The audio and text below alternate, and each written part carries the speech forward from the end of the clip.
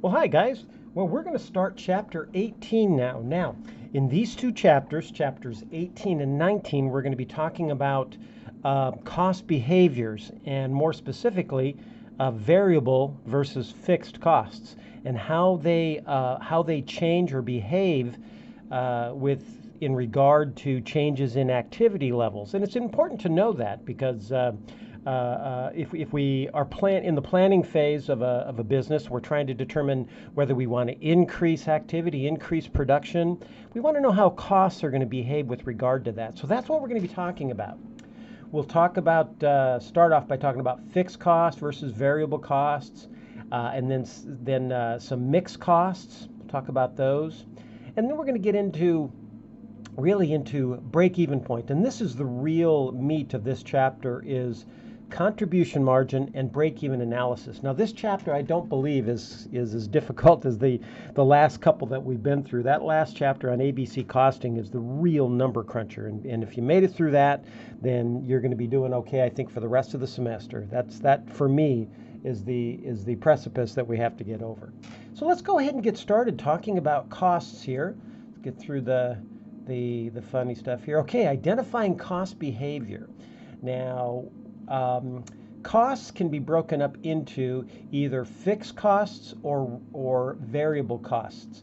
Now, of course, fixed costs are costs that don't change with regard to activity levels. Now, think about it this way. Think about we have a factory that we are running an 8-hour shift every day producing a product and selling it, of course. So we're running an 8-hour shift. There are some costs that are fixed, and if we decide that, wow, or if we determine that we can sell more products, so we're going to add a second 8-hour shift. So we're going to be running 16 hours a day. We want to know what costs are fixed and what are variable. Now, a fixed cost is a cost that won't increase as a result of doubling production. And probably one of the most obvious is rent. If we are renting our factory, the rental of our factory is not going to change. Whatever I'm renting it for each month will not change as a result of getting busier or even slowing down. That's a fixed cost. It's fixed. It will not change. But how about variable costs? Are there some costs that are variable? And the answer is yes, there are some. Certainly, I believe that direct materials would be considered a variable cost, as would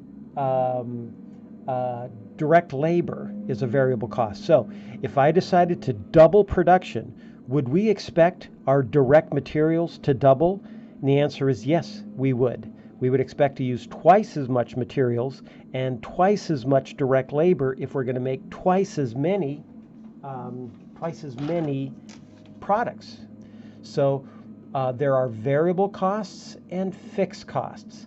And they have graphing here. I mean, they kind of graph them. I'm not a big graph person, especially in determining, what they are. But fixed costs remain the same regardless of how many units I produce. Variable costs will increase as a result of that. So here are your fixed costs. No matter how many units I produce, these are the fixed costs. And variable costs will go up. With the units that go up, variable costs will increase as well. So that's what's important. Now, mixed costs. Mixed costs have a variable and a fixed component. So I'm going to actually switch over to the whiteboard, if you will, and talk about these momentarily, and then we'll come back to the text. So, grab a pen here, okay? Think about our factory, and we've got certain costs associated in here. Some are variable, like direct materials and direct labor. Some are fixed, like rent. But then we have some that are kind of in the middle. They are mixed. Mixed simply meaning that they are somewhat variable and somewhat fixed. They have components of each. And a good example of mixed costs are, think about this, utilities. utilities. We have a certain amount of utility bill every month that we're charged to light this factory and to heat it or cool it down in the summertime, keep the refrigerator in the kitchens running, and if we are a food processor, we probably have a storage area of some kind that we're keeping cool, and of course we have the security cameras that are on at night, and so it is. We have the utility bill to provide power to this factory. Now, if we're running an 8-hour shift Monday through Friday, or we'll say every day, an 8-hour shift, and we're producing products, our utility bill is a certain amount. It'll be a certain amount.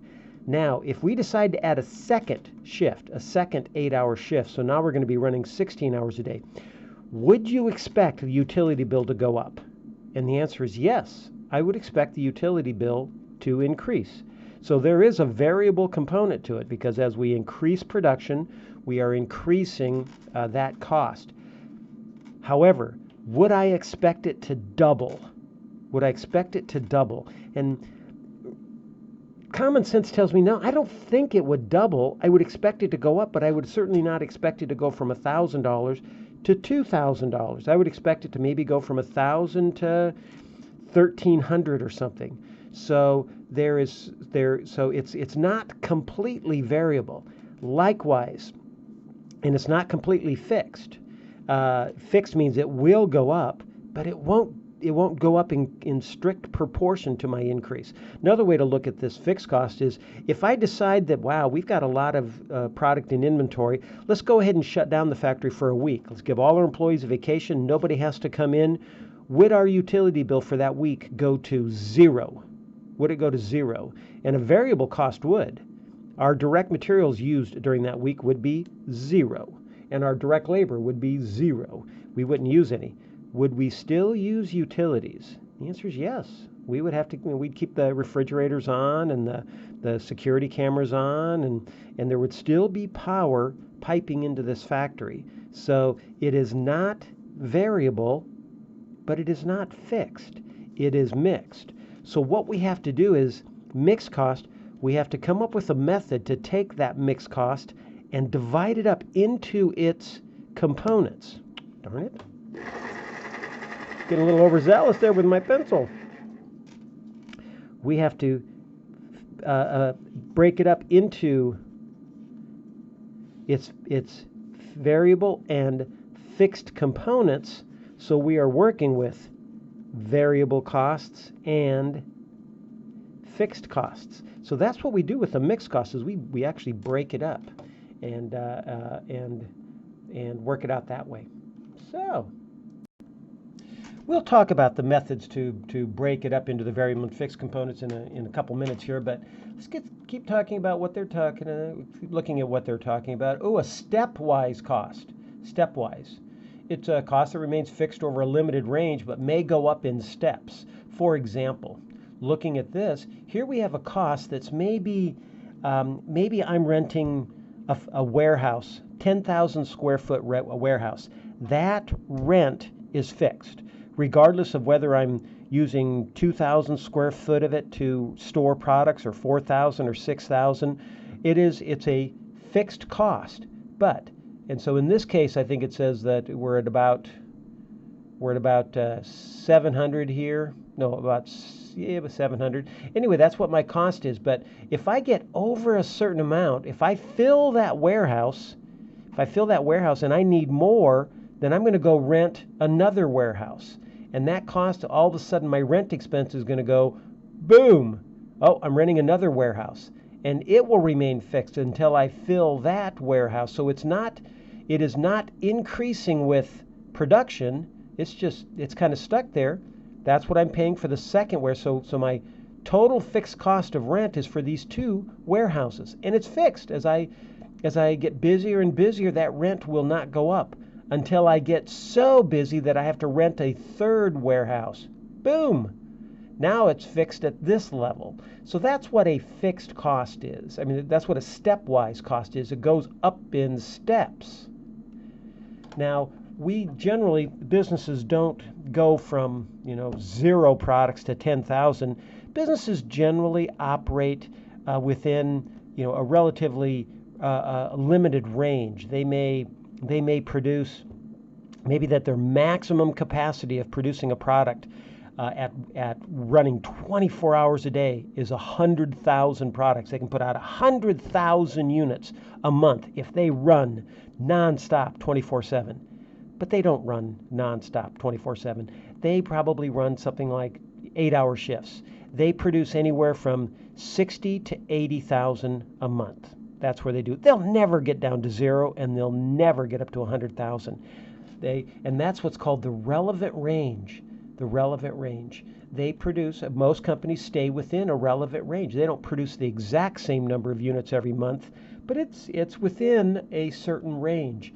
And looking at this cost, looking at the relevant range, this cost is fixed in that relevant range.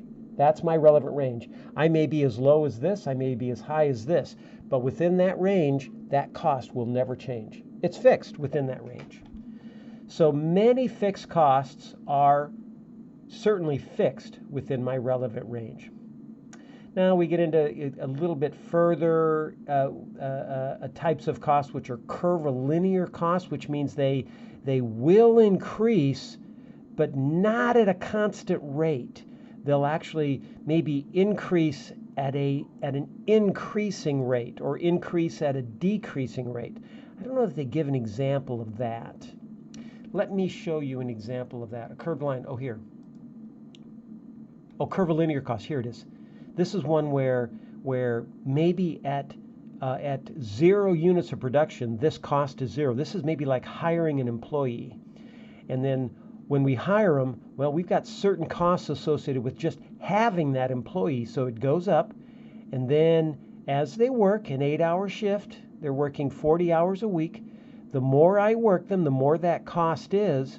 But then what would cause that cost to increase at a higher rate? It climbs faster as I get over 40 hours. Yeah, I know you're thinking about it. It's overtime. All of a sudden, to add a few more units would cost even more because now they're on overtime. So that's a curvilinear cost. But again, within our relevant range, that cost is variable. We're never going to get down to 0 units, and we're never going to get in. We're going to plan not to get into overtime units. We're going to stay within our relevant range where that cost is variable. So stepwise costs and curvilinear costs are generally on the outsides of our normal production range. Within our normal production range, which is right here, costs are either fixed or variable, or they're mixed, in which case I'm going to break out the variable component and the fixed component and add it there. Okay, where are we at now? Measuring cost behavior. Now, here's an example of costs where if I said, I actually want to look at a pure variable cost and a pure fixed cost, so we're going to do that like this. Okay, now if I'm measuring a cost here and I say, well, oops, sorry. Now, in January, we got a batch of bad pencils here. February, March, April, May. We'll just do it over 5 months. This will be enough for our example. Now, I have a particular cost, and I don't know what it is. It's something that I pay for every month. And in January, I'm going to say the number of units that I produced here in January. I produced 10,000 in January. In February, I got a little busier. I produced 11,000. And then in March, I produced 12,000. Then in April, I slowed down and I only produced 8,000. And then in May, I produced 10,000. These are the number of units that I produced. Now, this one particular cost that I'm looking at for January was $5,000. In February, it was $5,000. In March, $5,000.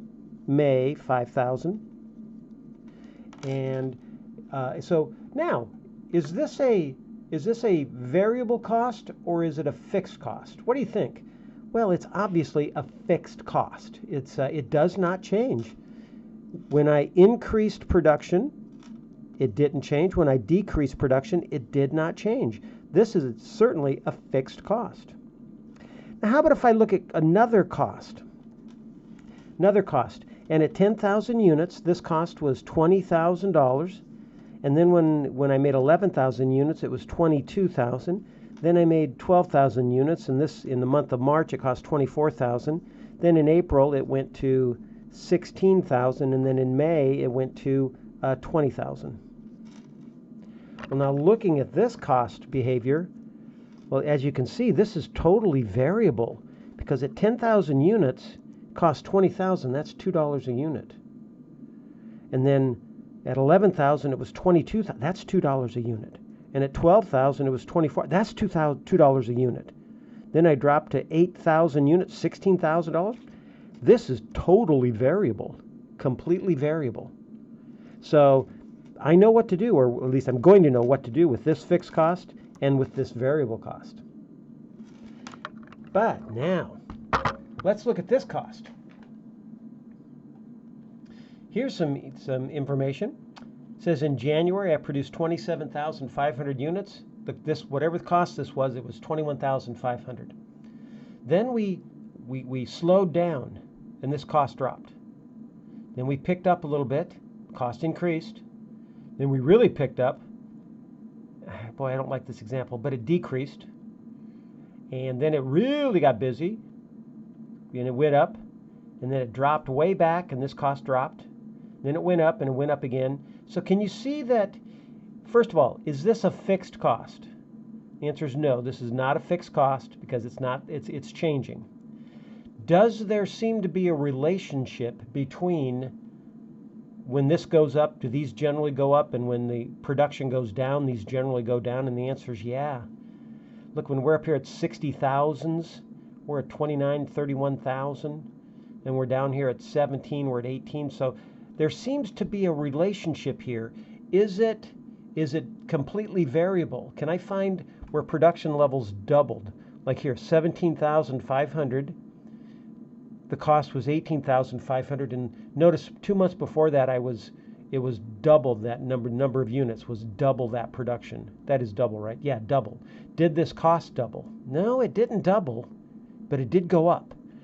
So it's not completely variable. A completely variable cost would have doubled with production. But there certainly is a relationship between increasing activity and this cost tends to go up. So it's somewhat variable, but it's also somewhat fixed. So this is a mixed cost. So we need to isolate, somehow come up with a method to isolate the variable cost and the fixed cost components of this particular cost. And they have three ways of doing that. They have the scattergram, the high-low, and the regression analysis. We're going to concentrate on the high-low method. That's the easiest method, I think, to work with. The other two are more statistical methods, but we'll look at them and see what they are here. The first method I want to look at, though, is the high-low method, because that's really what the method I think is easier to understand. Plus, it actually, if we understand this one, it'll be easier to understand the scattergram, because it works kind of the same way. Well, here's what the high-low method does, and I'm going to use a different example, maybe a little bit more of a simpler example. This is from the prior textbook that we used. I guess it's no secret that I liked the prior textbook better than this one, but you know, we use what we use. Anyway, here's what it is. We've got a certain cost here, and they've tracked it. These are maintenance costs, total maintenance costs for a period of time, and they've tracked these costs and and activity levels for the first 6 months of the year, January through June.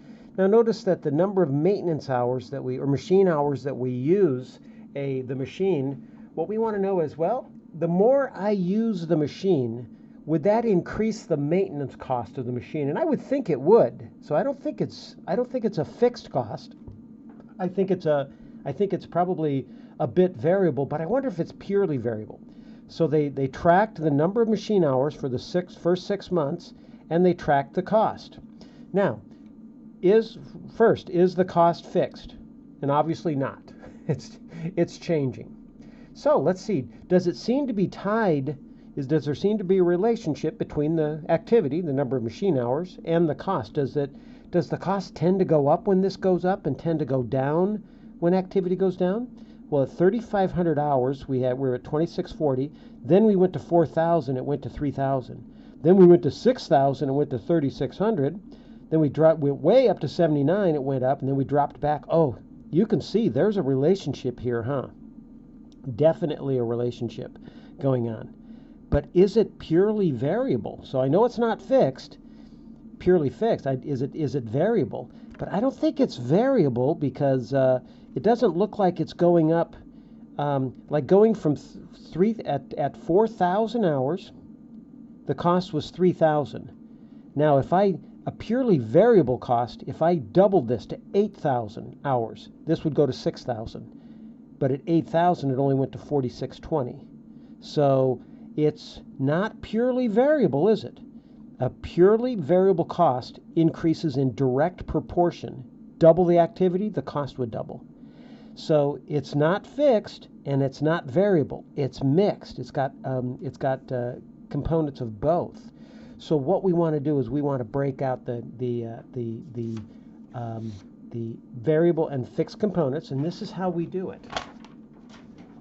First, we're going to break out the variable component. We're going to figure out, well, how much is this increasing per hour, per unit? How much is it increasing per hour? That's the variable component. Then we're going to use that to go back into the fixed component and to determine what the fixed component is. So the high-low method does this.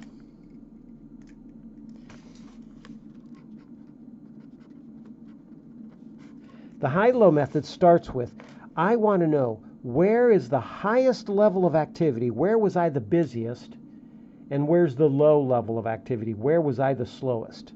Now that's why they call it the high-low. Now, as a warning, or just so you recognize it now, we're not looking at the high and low costs, even though they may be the same levels. We're looking at the high and low levels of activity. Where was I the busiest, and where was I the slowest? Okay, let's start with the highest level of activity. Where was my high? Well, my high level of activity was 8,000 units. 8,000 units, and what was the cost at that level? The cost at that level was $4,620 at that level. Where was the low level of activity? Well, I was the slowest at 3,500 hours. 3,500 hours. And what was the cost there? $2,640. So you can see that going from 3,500 units to 8,000 units increased this cost from $2,640 to $4,620. Again, let me say that one more time so it sinks in. Increasing the number of units from 3,500 to 8,000 from my very low level of activity to my very high level of activity, that increase caused the total cost to go up. What I want to know is, how much did it go up per unit? How much did it go up per unit? So the formula is the change in cost, the increase in cost divided by the change in activity, whatever it is, in this units or hours.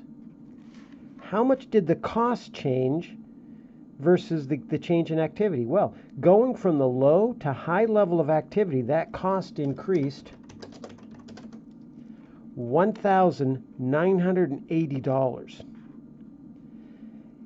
By increasing my activity by 4,500 units, hours, in this case we're using hours as units, increasing my hours by 4,500 hours increased the cost by $1,980.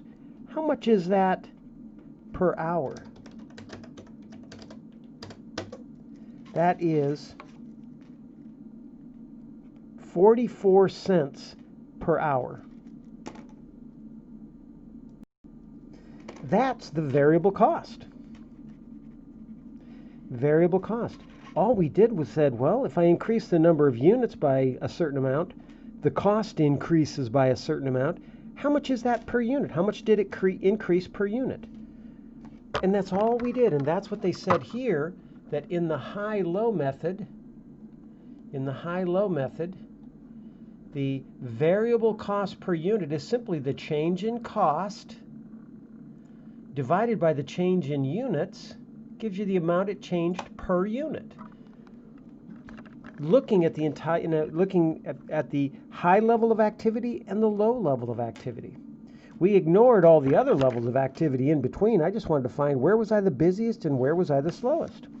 We're halfway there. That's the variable cost of this unit, of this cost. Now, using that variable cost, we're going to determine what the fixed cost is. And we can do it at this, at either the high level of activity, we're going to go back to these numbers, or the low level of activity. Now, what we're going to do is, I said that if I know what the total cost is, if I can remove the variable cost, that will leave the fixed cost. Of the total cost, if I can break out and remove the variable cost, all that will be left is the fixed cost. So let's start with the high level of activity. And where was the high level of activity? This was the high level of activity right there. What was the total cost at the high level of activity? Well, at 8,000 units, the cost was $4,620. What was the variable cost? Given that I computed the variable cost to be 44 cents a unit, what was the variable cost of those 8,000 hours? Well, the total cost of $4,620 for 8,000 hours, the variable cost was 8,000 times 44 cents. Didn't we determine that the variable cost was 44 cents a unit? So for 8,000 units, it would be 8,000 times 44. That's $35.20. That's the variable cost. It's the 8,000 units times 44 cents. So if of the 46.20, 35.20 is variable, how much is fixed? It looks like $1,100. Ooh. Let's try it with the low level of activity now. It should work. This is a nice little check. Whichever level you do, it should come out the same way. So let's do them both and make sure it does. What was the total cost at my lowest level of activity? The total cost was $2,640. How much of that was variable? Well, this was 3,500 units at 44 cents a unit is $1,540. That's the variable cost of them. That's 3,500 at 44 cents a unit. So if we remove that, what's left is the fixed cost, $1,100. So I can say whatever this cost is, it's maintenance costs. What are my maintenance costs? What are my maintenance costs? They are $1,100. They start at $1,100 plus 44 cents per hour. That's what my maintenance costs run. That's a general formula for how much they run. Okay, well, let's see here. What would my maintenance costs be for you say, okay, well, we know what they were at 8,000 units and we know what they were at 3,500. Using this formula, let's just estimate what my maintenance costs would be at, say 6,000 hours. What would my maintenance cost? What would I expect my maintenance cost to be? Well, I would expect them to be $1,100 fixed, $1,100 plus 44 cents an hour. So 44 cents times 6,000 is $26.40 plus the 1,100. I would expect them to be right around $37.40. And as a matter of fact, I had a level here, 6,000. It came out to be 3,600. Pretty close. Close enough for planning purposes. Close enough for that.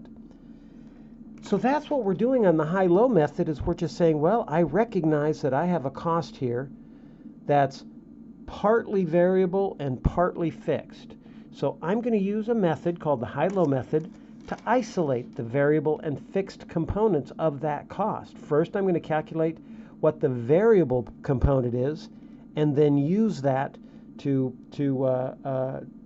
get the fixed component, to determine what the fixed component is. Let's do another one real quick. Look at this one.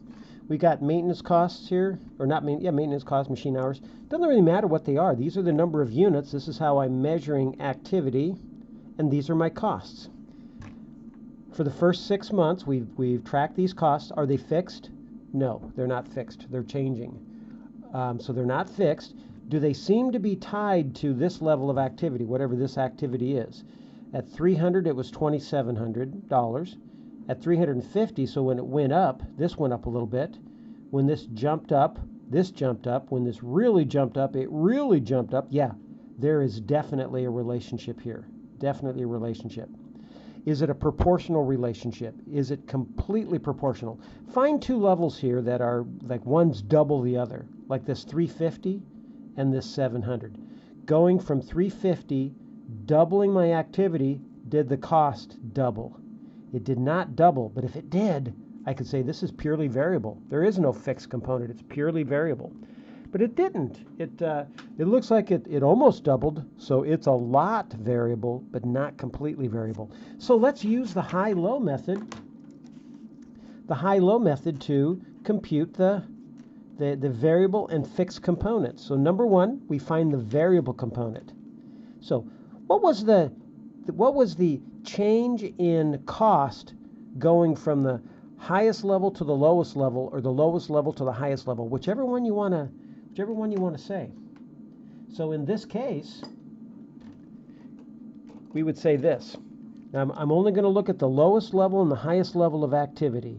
Here's the high, 700. Here's the low, 300. I'm going to ignore all the rest. So how much did the cost change going from the low to the high level? Well, it went from 2,700 to 5,500. How much of an increase is that? Going from the my lowest level of production to my highest level of production increased the cost by $2,800. By $2,800, because it went from 27 to 55. That's the change in cost. The cost increased 2,800 by increasing the activity by how much? 400. Went from 300 to 700. That's 400. The only reason I put the high first is so we don't end up with negative numbers, but if you did the low first, you'd end up with a negative 2,800 over a negative 400. You'd end up with the same number. So just think logically. When I increase my activity 400, the cost went up 2,800. How much is that per unit? That's $7 per unit. That is your variable cost. Halfway there. Variable cost, it went up $7 per unit. So now let's go back into either one of these levels. Let's do the high level. At 700 units, my total cost was how much? $5,500. If I can remove the variable cost, that will leave the fixed cost. At 700 units, what would the variable cost be? Well, 700 units at $7 per unit looks like it would have been $4,900. Fixed cost, $600. I didn't mean to make this a negative amount. Didn't mean to do that. There we go. Oh, the fixed cost is $600. Let's do it with the other level of activity. How about the low level? At 300 units, what was the total cost? $2,700. That was the total cost. How much of that was variable? Well, based on what I calculated, $7 per unit, 300 units, that's $2,100. That would leave $600 fixed. Yeah, it's the same thing. So this cost, based on my tracking of various, multiple periods, and then looking at my lowest level of activity and my highest level of activity, has shown me that this cost starts at $600. It's $600 fixed plus $7 a unit. That's the variable and fixed components. We're going to see in the next video that it is important to break out the variable and fixed components, certainly. But let's go back to the text here. Talking about the high-low method. Let's see what these other two methods actually were. High-low method. Then they have this called a scattergram, and all a scattergram does is it plots your costs at various levels of activity. And at least, and now this one you can actually see better that there seems to be a correlation between the units and the cost. It's not a direct correlation, obviously, but you can see that there's kind of a correlation there. So what a scattergram diagram does is it's a graph to display. And you can see that there is certainly a relationship. Two easier to see than just looking at this, but they just plotted the total costs and the total activity, and they saw that. And then they just chose two levels of activity, change in units from 25 to 0, and kind of calculated the variable cost there. So it looks a lot like the high-low method, but we're going to use the high-low method in this course.